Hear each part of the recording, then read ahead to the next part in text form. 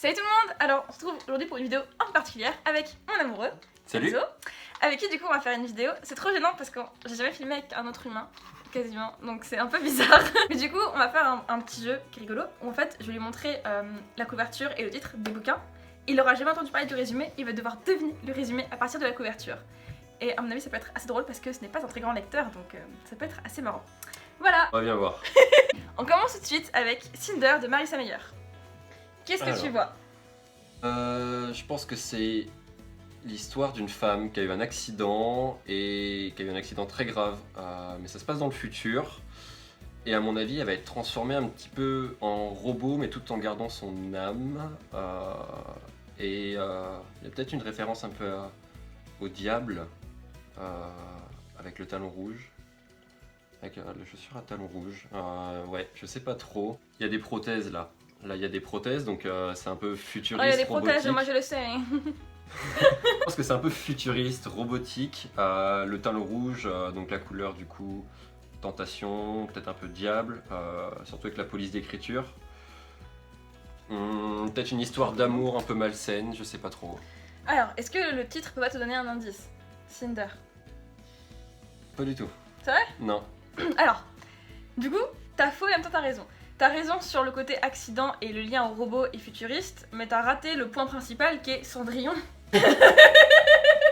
Effectivement. C'est une réécriture des contes, donc c'est une saga, donc ça c'est le tome 1. C'est une réécriture de contes, donc là le tome 1 c'est sur Cendrillon. Ok. T'as quand même l'indice avec Cinder et la chaussure. Et en gros, Cendrillon, effectivement, dedans elle s'appelle Cinder. Ok. Et effectivement, elle a eu un accident qui la rend du coup, qui la rend à moitié androïde. Il se passe plein de trucs. D'accord. En gros, c'est Ok. ça. Mais du coup, t'avais un peu raison. Bien joué. J'ai pas totalement faux. Ça T'as va. 0,5 points Sur 1. sur 1. Ouais, c'est bien. C'est pas mal, je crois. Le deuxième, le bouquin de ma Joanne Chérie qui sort le 17 août, je crois. Il est trop bien, je vous conseille vraiment de le lire. De toute façon, je vous en reparle très très vite. Mais donc, vas-y, je t'en prie. Quand même le petit jeu, même si bon, il est pas encore en vente. Une histoire d'amour un peu gothique, je dirais. Une fille qui se cherche un petit peu avec un homme qui est un peu hyper gothique et peut-être un peu malsain, qui a vécu une tragédie, qui, avec son œil qui pleure, du sang, qui a peut-être commis quelque chose d'horrible.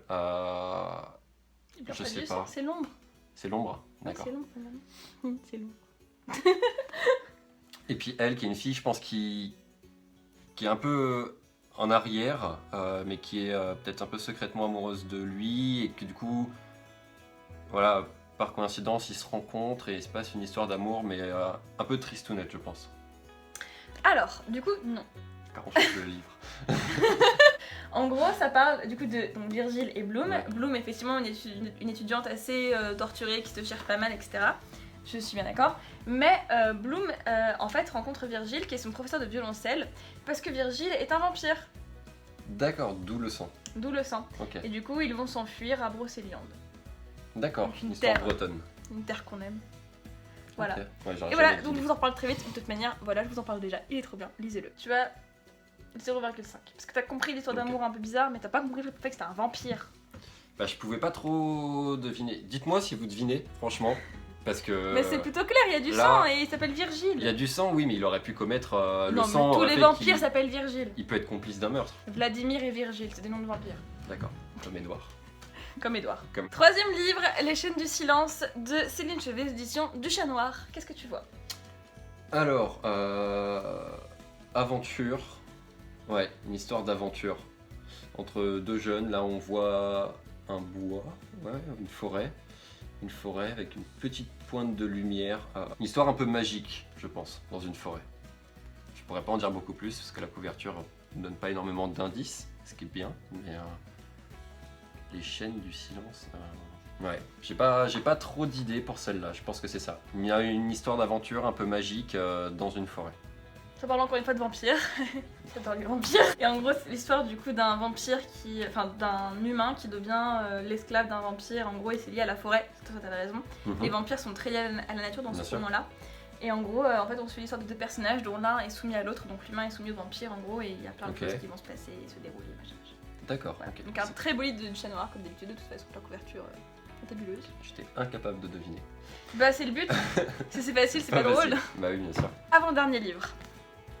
Le dernier saut de Alexandra Sirowy chez PKJ.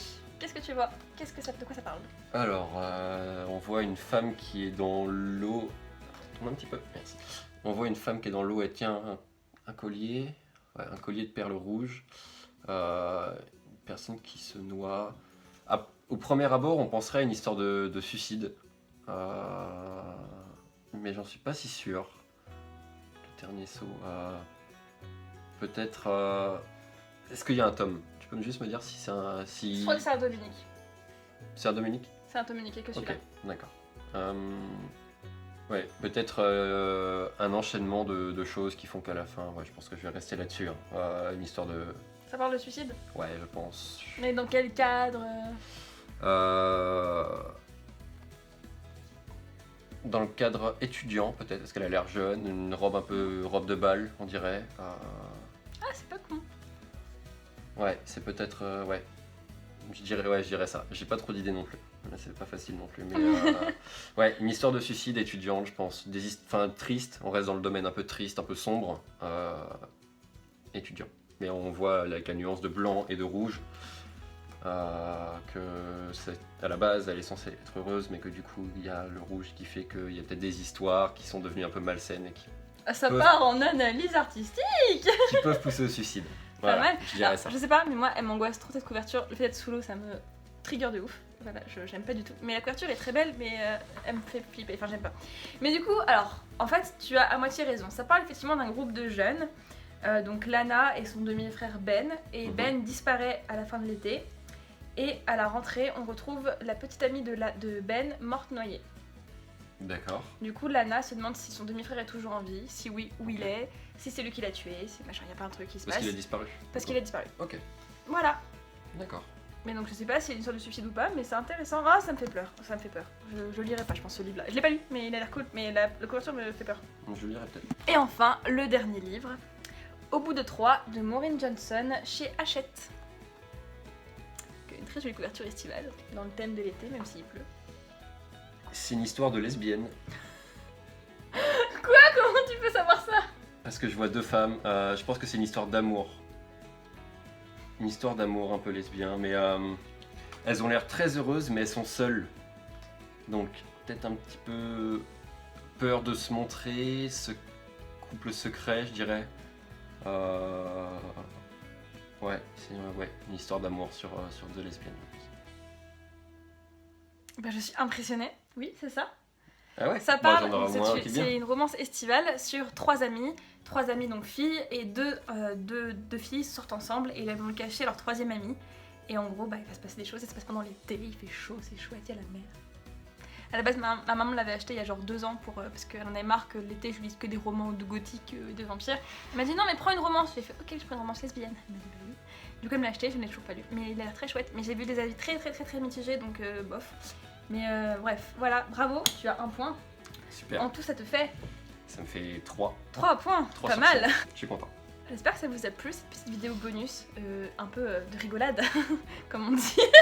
Il me justifie fort. Vous avez vu aussi, du coup, l'homme qui m'achète trop de livres, mais c'est bien. C'est mon dealer de bouquins, c'est cool. Il n'y en a jamais assez. Il n'y en a jamais assez. J'espère que vous l'avez bien aimé et qu'il n'est pas trop bizarre. Non, moins que toi en tout cas. C'est pas compliqué. Plein de bisous et lisez bien. À bientôt, salut.